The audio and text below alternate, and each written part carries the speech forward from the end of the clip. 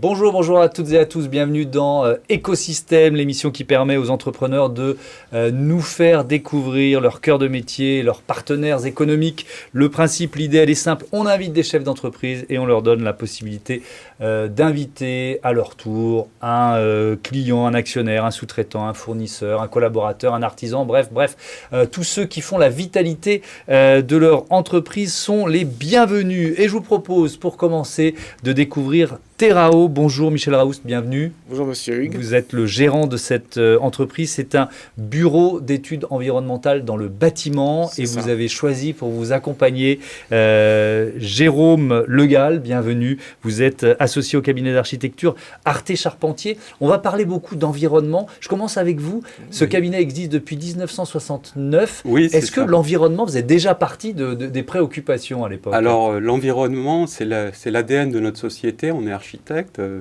Arte, c'est architecture, recherche, technologie et environnement quand ça a été fondé par Jean-Marie Charpentier en 1969.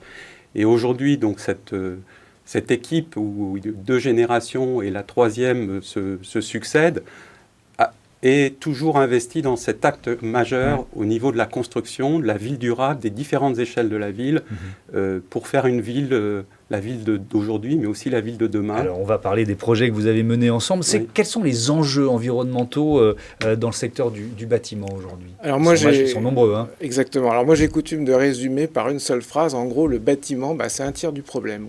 Donc, il faut trouver des solutions. Voilà. Et c'est un tiers du problème du réchauffement climatique. En gros, c'est un tiers des émissions de gaz à effet de serre à l'échelle mondiale.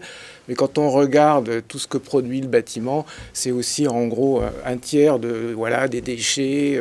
Je parle à l'échelle planétaire. Ouais. Voilà. Après, il y a des pays, évidemment, où ces chiffres fluctuent.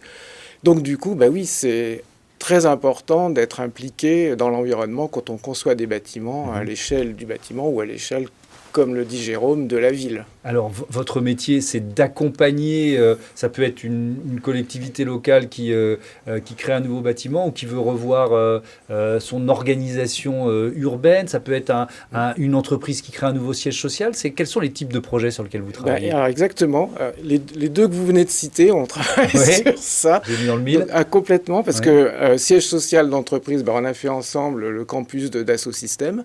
Bon, Dassault Systèmes, je rappelle quand même, c'est le leader mondial du logiciel. Voilà, et donc on l'a fait ensemble avec ses extensions, le projet initial. Et puis à l'échelle d'une collectivité, oui, on fait des écoquartiers pour des collectivités. Et on les aide donc à déterminer le cahier des charges, on va dire, environnemental du projet, c'est-à-dire les performances que la collectivité souhaite fixer ensuite aux différents acteurs. Ça veut dire quoi? Ça veut dire que tous les bâtiments que vous créez, que vous imaginez aujourd'hui, vous avez quoi comme objectif qui produisent d'une certaine façon leur propre énergie, qui soient autonomes, ou même pour certains, on parle d'immeubles à énergie positive? Absolument. Alors, parfois, on ne va pas jusqu'à l'immeuble à énergie positive, mais en tout cas, le minimum, c'est qu'on fasse beaucoup mieux que ce que l'on fait couramment, parce que nous, c'est notre cœur de métier, c'est d'avoir de la valeur ajoutée par rapport à ce qui est la production courante, on va dire. Donc, c'est au moins un bâtiment qui consomme beaucoup moins d'énergie qu'un bâtiment, disons, habituel. Et puis après, sur d'autres impacts, on va chercher évidemment à les réduire les déchets produits, réduire les consommations d'eau, améliorer la qualité de vie au travail ou chez soi, avoir des bâtiments plus confortables, etc. Et ça veut dire penser sur tout le cycle de vie du bâtiment, c'est ça? Oui, c'est-à-dire absolument. Évidemment de sa construction, qu'elle soit la plus sobre en matériaux possible, mais aussi son devenir dans 10, 20, 30, 40 ans, quand il faudra peut-être le déconstruire, c'est ça? Exactement. D'ailleurs, Jérôme, vous avez mentionné adaptabilité. Oui, je dis aujourd'hui, on utilise ce terme de déconstruire. Aujourd'hui, je pense que les bâtiments qu'on réalise, il y a un vrai sujet de la réversibilité. Ouais. C'est-à-dire la démolition, c'est quelque chose qui est lourd, qui est bruyant en ville. Et plutôt que de démolir les immeubles, il faut trouver les solutions aujourd'hui pour pouvoir les adapter aux différents usages. Les usages évoluent, les usages se transforment. Les bureaux qu'on a créés il y a 10 ans ou 15 ans, aujourd'hui, certains sont inoccupés. Les technologies ont évolué, donc quelle va être leur nouvelle vie? Et cette nouvelle vie, il faut y penser en amont pour pouvoir les adapter le plus facilement possible à terme. et leur retrouver ce cycle suivant qui va nous permettre, dans cette notion d'efficacité énergétique et de débat environnemental qui est important pour tous, de pouvoir en fait les transmettre. C'est comme les générations, ça se transmet. Et puis d'autres referont des travaux, les adapteront pour être un élément de la ville durable, de la ville de demain. Et cette ville durable, ou on dit aussi souvent la ville intelligente, l'année qu'on vient d'écouler, qu'on vient de vivre ensemble, on en tire des leçons aussi, par exemple peut-être sur la taille des sièges sociaux d'entreprise. Vous pensez que ça va durablement changer, justement ? Alors, je pense que ça aura un impact forcément. On commence à y réfléchir. Déjà, on tire un peu les enseignements de ce qui s'est passé. Et puis, on va réfléchir à comment concevoir ces immeubles de demain et d'après-demain. Alors, en essayant de réfléchir à qu'est-ce qui va être important dans ces bâtiments. L'important, c'est la personne qui va y travailler, parce qu'on ramène toujours ça à l'être humain. Donc, ce qui va être important, c'est les espaces qu'on va créer, la relation avec la nature, le fait peut-être d'avoir de la ventilation naturelle, puisque le sujet de la ventilation a été un vrai sujet avec le Covid.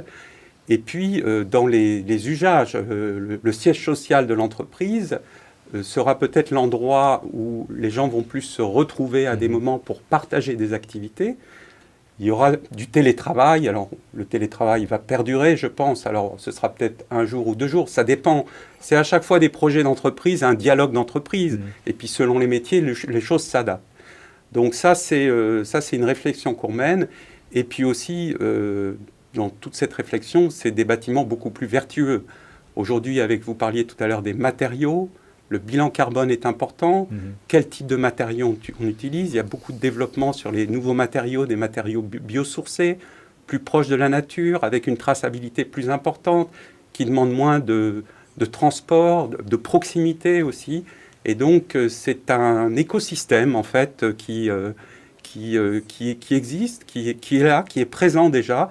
Ce que je voulais simplement rajouter, c'est qu'il y a beaucoup, dans toute la chaîne de la construction, que ce soit les aménageurs, les villes, les mairies, les bureaux d'études, les architectes, les ingénieurs, les entreprises. Aujourd'hui, il y a une vraie prise en compte de cette efficacité énergétique et de cette ville durable. Et de cet enjeu majeur. Merci à tous les deux d'être venus présenter l'écosystème de Terrao. Merci beaucoup.